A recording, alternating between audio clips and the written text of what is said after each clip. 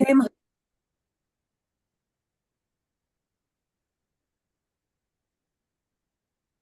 okay, so hello. My name is Amanda Soga. I'm an a, itinerant adaptive physical education teacher with Fairfax County Public Schools.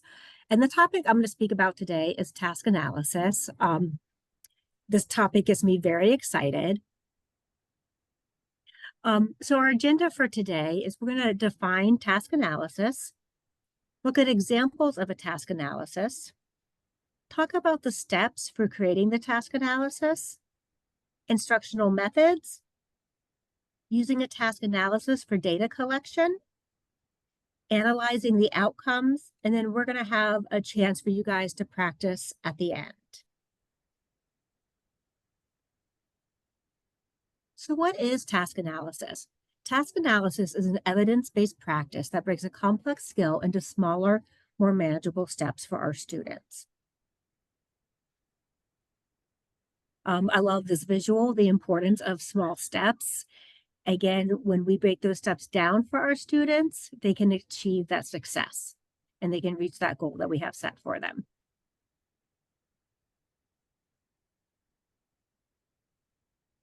So why might we want to use a task analysis in adapted PE? When we create a task analysis, it provides the student with confidence as they're successfully progressing through the instructional steps. It requires very few materials to create. It ensures that the steps are consistent. We're performing the steps of the task analysis the same way every time. And it provides data to support our instructional practice. Here's a quote that I really like as well about task analysis. So the result of task analysis is a blueprint for instruction. Like an architect, the instructional designer uses task analysis as a framework for building an instructional lesson. So as we're talking about creating that task analysis, we'll talk about how we use it for instruction, how we use it for data collection to drive many things in our practice that we do. So I'm going to go ahead. I'm going to show you some different examples that have been done by different people. You'll see some of them are done a little differently. But when we're looking at this first example, the unit that they have is baseball. They're outlining the skill, which is the step and throw. And then they divided the movement sequence into four steps, and they've paired it with verbal cues. So they're stepping forward with leg opposite, and the cue to the student would be step. Turn sideways to the side of your throwing arm is. Turn is the verbal cue for the student. Put both arms up to make a T shape with the body. Make a T. Use front hand to point and aim. Point. Take a small step with front foot and throw. So small step and throw.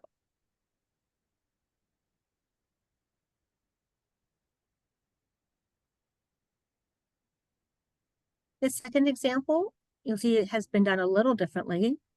They just have the catching and they just have the keys that they're working on, which is the elements of keep eye on the ball. Each arm's towards the ball. Give with ball as ball hits hand. Bring that ball to the body. Pinkies together if the ball is below the waist, and thumbs together if the ball is above the waist.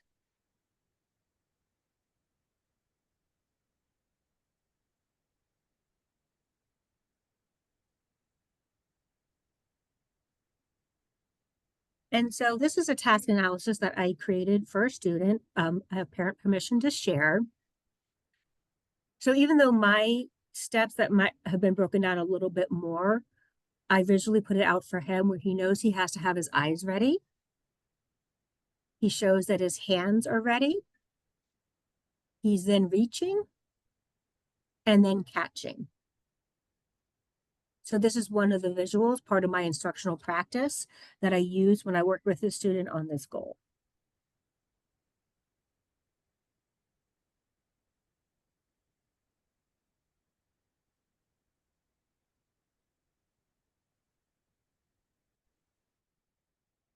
So the next example we're looking at is, this is actually a form that I created that I use to do my task analysis on. I use it to take all my data. So you'll see I put the instructional objective. So I'm pairing it with the instructional objective, which is a grade level standard. I'm thinking of any prerequisite skills, foundational skills that the student may need in order to perform this skill. I don't have verbal cues for all of the steps, but I have all the steps laid out. So if we're looking at the overhand throw, I'm breaking it down to side to target, head eyes to target, ball and dominant hand, arm bent, shoulder high, step with opposition, point to target, ball and arm move forward toward target, and release to target. And this is one for this student. All these steps are developmentally appropriate for him. So that's why I broke it down into very small, discrete steps for him. And then you'll see on my data sheet, I like to have dates, trials, and then I have notes at the bottom. And then I can also see what level of prompting that I used with him.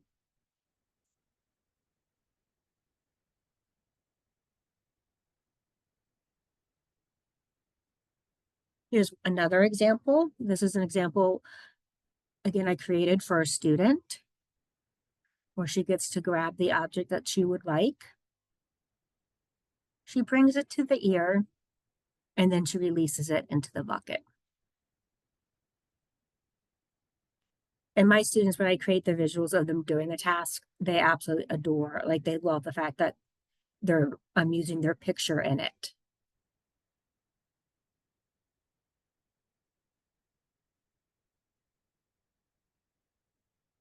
So we're going to move on to looking at the steps for creating the task analysis. We want to define the grade level instructional objective. We want to define the prerequisite skills. Create a series of discrete steps. Ensure target steps are accurate and developmentally appropriate. It should be individualized. Then we create a plan for instruction. We collect data, and then we analyze the outcomes.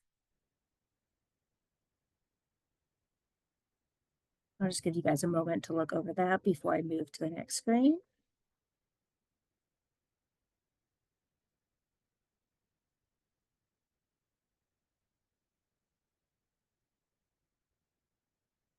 So we're going to take a closer look and discuss the steps further. So when I'm looking at the instructional objective, I'm looking at what the grade level standards are for the student, what's developmentally appropriate, and then I'm also using the data that I have from any informal assessments or maybe formal assessments from a recent evaluation on the student. All of these together I use to come up with the instructional objective that's appropriate for the student. When I look at the prerequisite skills, what does the student need to know? I'm reviewing, again, IEPs. I look because if I'm using the word step with your opposite foot or using certain colors and maybe the IEP shows that they don't have those skills yet, I need to rethink my instructional practice for that student. I'm also using previous data, any IEP data that was previously collected, foundational skills that they need. And then once I have those two things down, I'm then moving to the steps. The way I create my steps is I do it paired with another teacher. So as they're walking through the steps, I'm writing them down. And then we switch roles. And so now I'm following these steps and we're making sure that it's accurate. So you want to make sure that we're getting each step discrete and small, but in the logical order to complete that skill. I also look at what verbal cues I'm going to use to pair with the student. Different students respond to different things. I have a student where we're working on the volleying, the overhead, and for us, we use the term raise the roof. And that helps him remember to get his hands in place. So looking at what verbal cues we might need. And then again, that date and trial, this will give you the data on each step. So you know what the student's able to do and what the student's not yet able to do. And then again, at the bottom, I have the different hierarchy of prompts that you can use.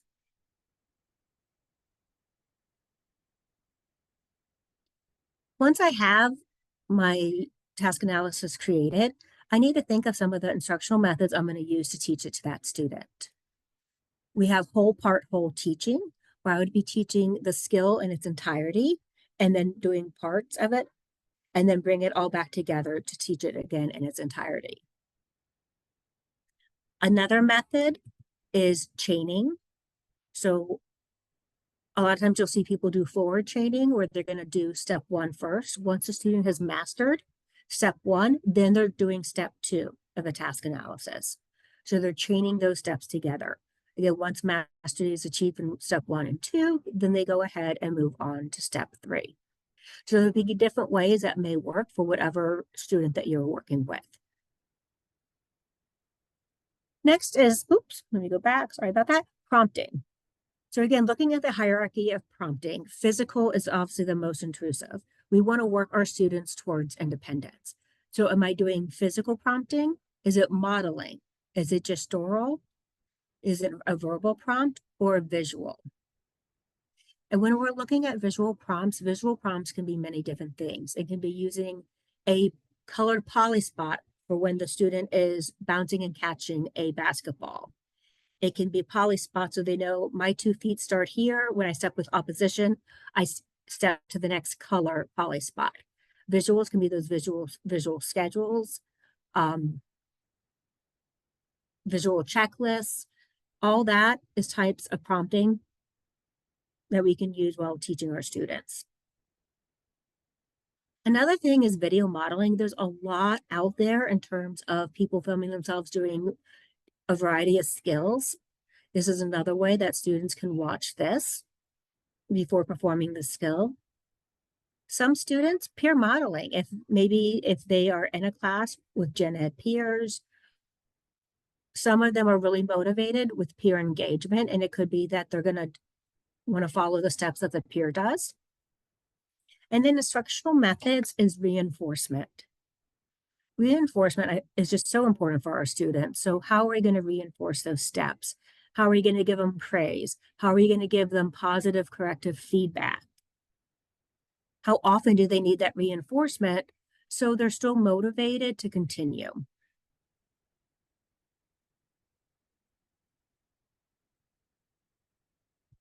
And data collection. So when we do have this sheet, provides us with the information on the components the student has mastered and what they still need to work on and needs to be analyzed further.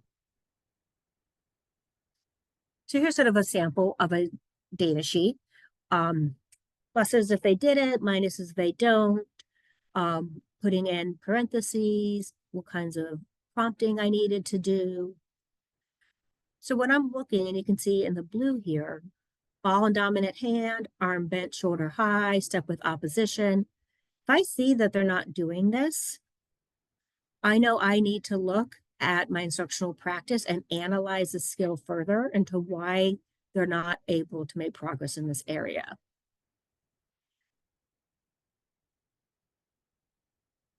The yellow lets me know what they're able to do. And this can also help drive further instructional practice.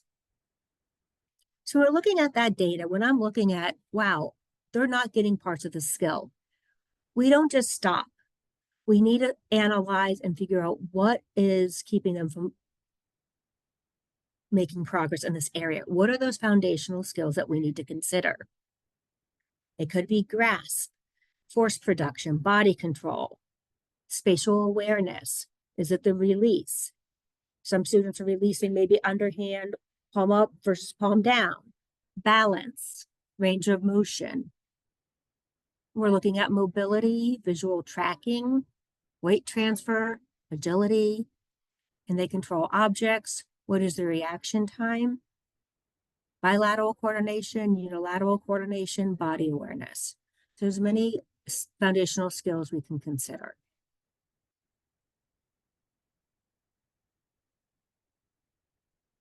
You guys, just give you another moment to look over that.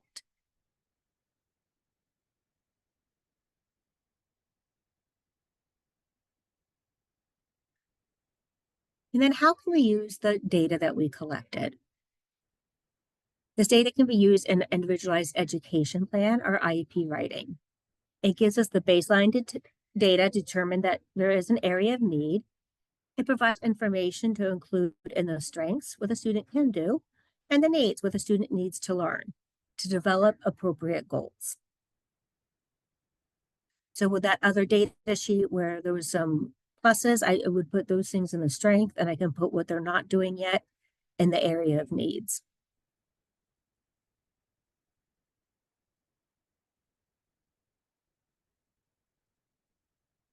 And then how are we going to use it? The data, we can also use it towards lesson planning.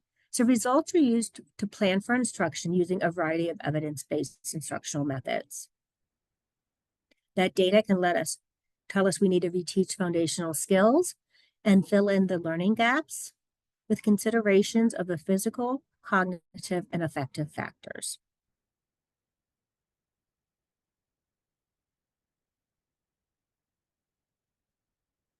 I know I went through this sort of pretty fast, and again, if you have questions, you can put them in the chat. I am going to move on, though, to what I want us to do is we're going to task analyze skipping. So if we're putting it in the chat, what is it I want to think about is, one, what are the discrete steps the student needs to learn skipping? What might be the foundational skills if the student cannot skip? What might be the foundational skills we need to consider? And then what would be the instructional methods to teach that skill?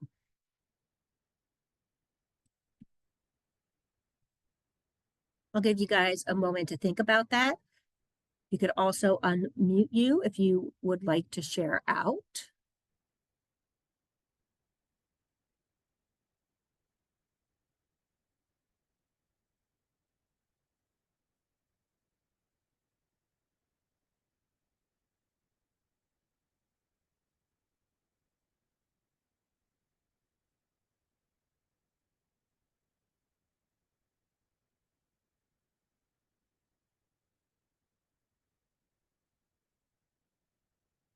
Wow, this is a quiet group.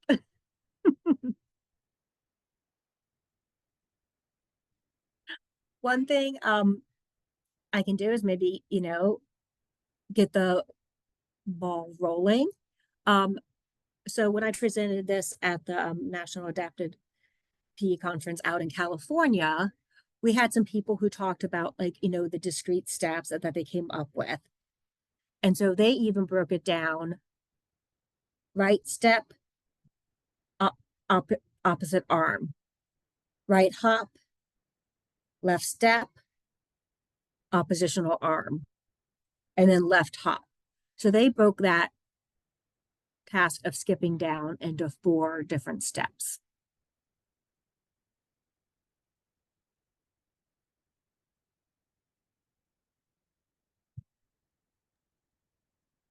In the chat, it says, I always start with rocking from foot to check balance.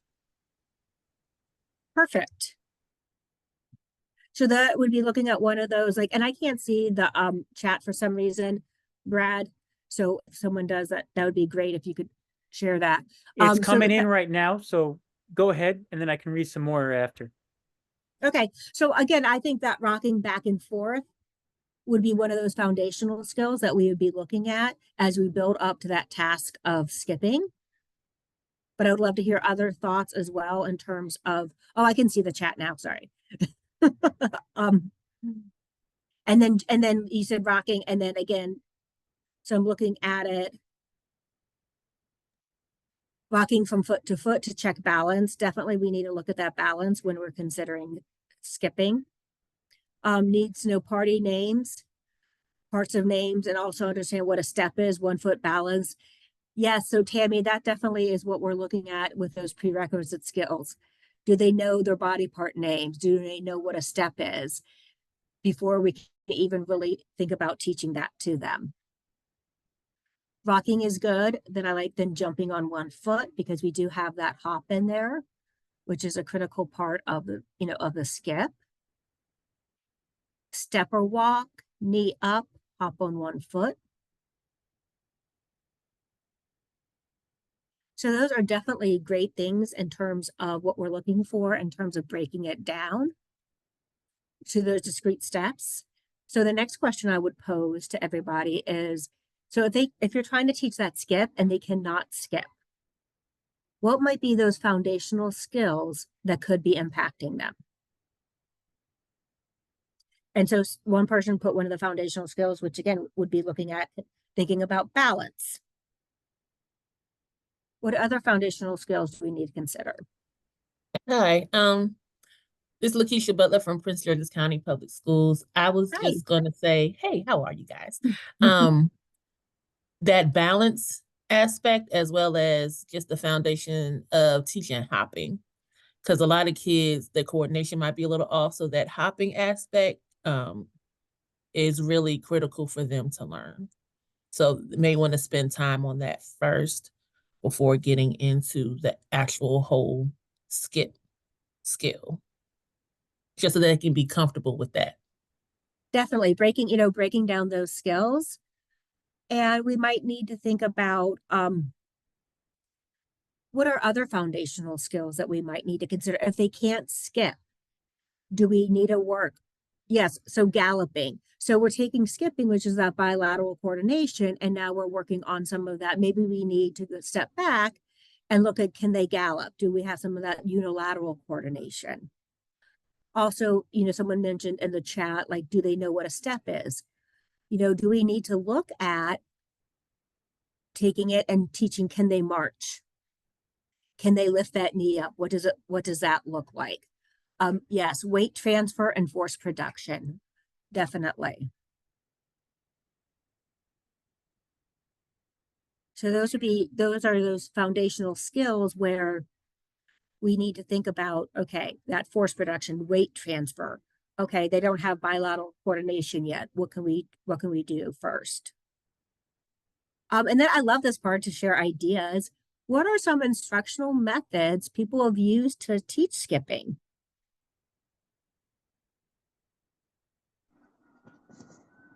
Can Yeah, you hear me, Sonia. Christine? Yes, so my Yes. name is Sonia Hidalgo. I'm from Texas, and I've had to come in and out because I am teaching today, but I also wanted to let everyone know my classes are direct classes, so I only have students that qualify for a PE, and so I'm not in a general PE classroom, but one of the things, and I teach elementary, one of the things that I do is I'll hold a student's hand.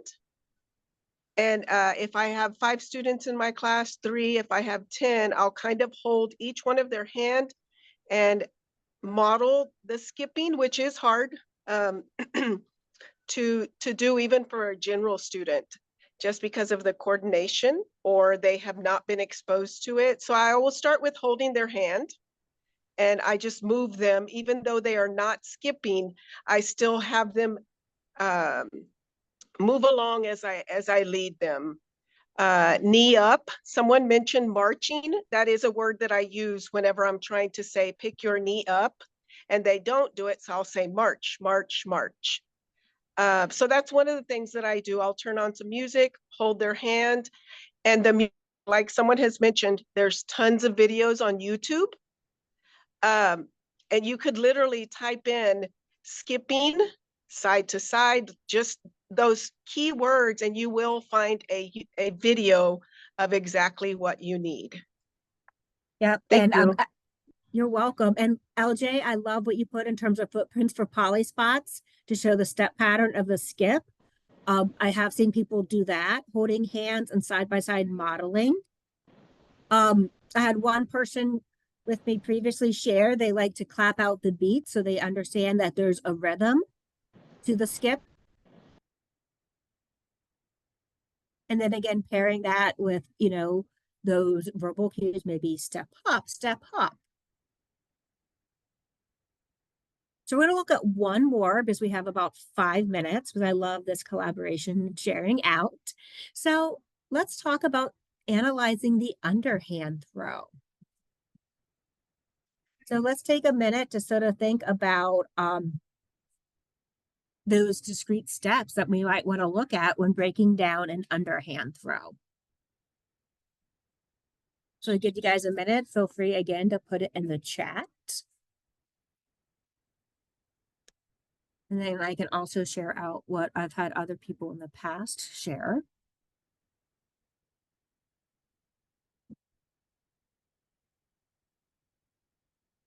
Grasp, release.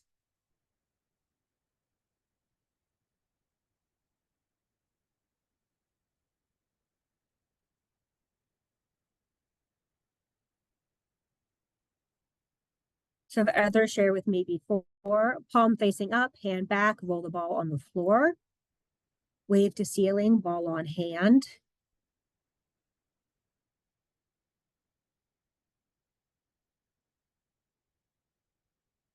I say sometimes when they're going with their hands back, palm up, I say palm up and give me a high five.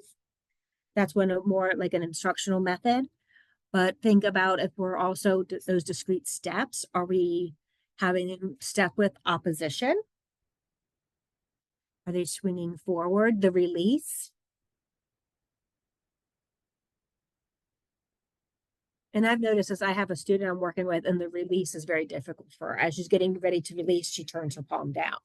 So looking at that release.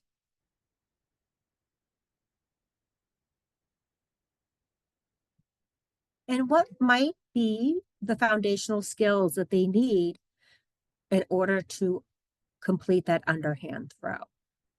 And students grasp ball, I say ready, say set, and then throw. Model the motion beside. Thank you, Bridget.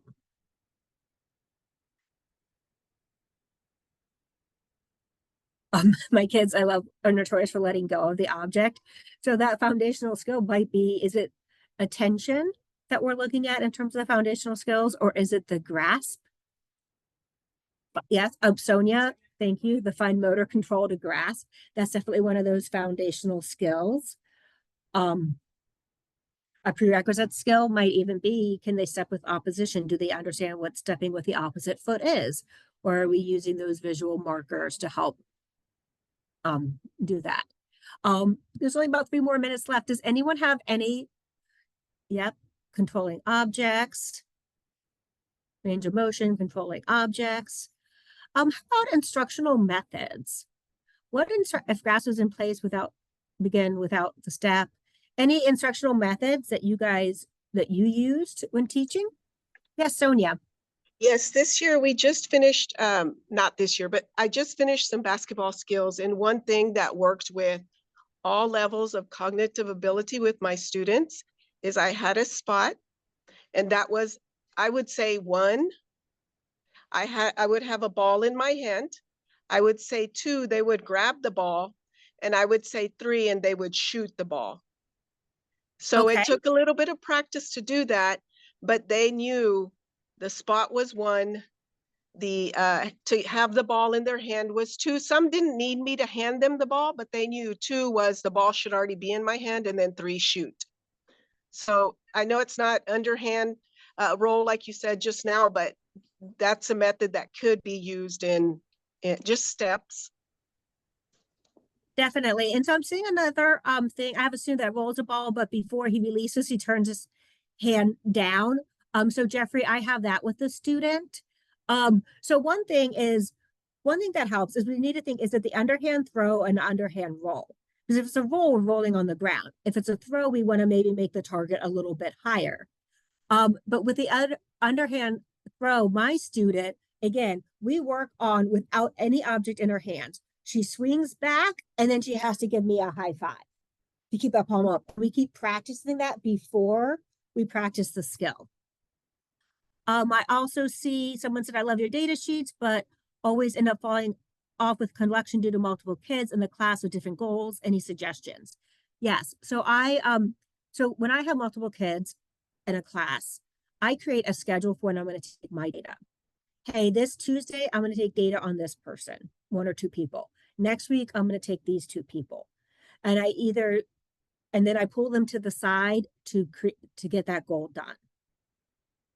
And then that way it lets me keep track of who I've seen, what data sheets I still need to collect data on. So I'm not sure if that would help you, Tammy. It's definitely, I know it's a struggle because we have so many multiple kids and trying to get all of it done. So maybe that kind of organization may help. I'm looking at let go of the ball, start with relays, and they're dropping it, progress to target. Yeah, so if they can't let go of the ball, I agree, Bridget. It's just relays where they're practicing maybe dropping a ball into a bucket. Focus on 1 to 2 kids per session. We don't have time to take data on every student every session. Yeah, so that was the same thing I just sort of mentioned. I love this. How many students do you have in an average PE class, adaptive PE class? So Nat, it can vary.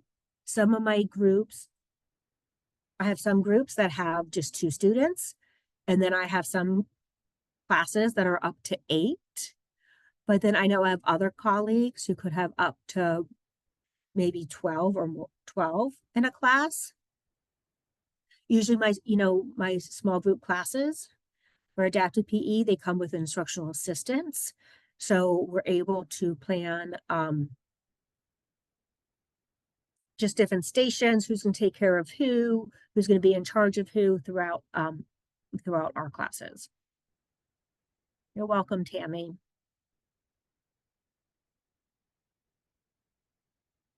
Well, I know the time is up. I just really appreciate everyone joining. I appreciate the conversations. I think those are always so important. Again,